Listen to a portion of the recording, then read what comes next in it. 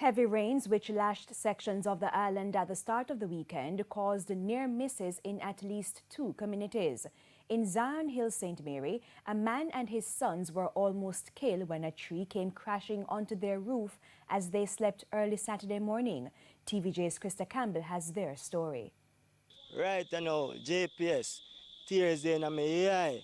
Cause if this, the damage me youth them. Darian Reed still trying to get over his brush with death after a huge tree outside his gate fell on his roof sometime after 2 o'clock Saturday morning.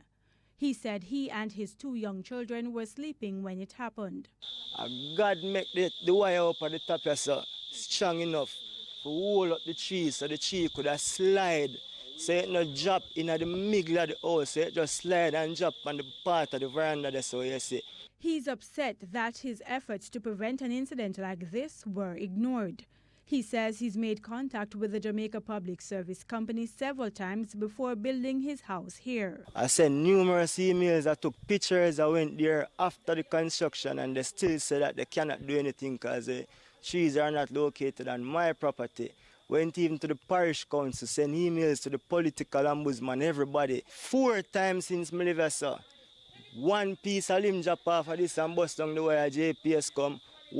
2 piece bust down off of this JPS come. 1 piece bust down off of that JPS come. And then still can't remove all I tree them in entirety. Now the people say they're in even more danger with the fallen tree, which has brought down power lines and is blocking the main road. It still look like light current there in the high tension because light the further up the road, I just pan this part of the road. So all we there stand up, we not even know if it a go kill the same way. You see, on Sunday going to church, me always run. Why? Because I'm afraid the tree tear down.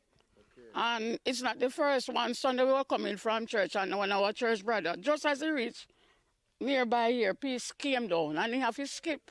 Krista Campbell, TVJ News.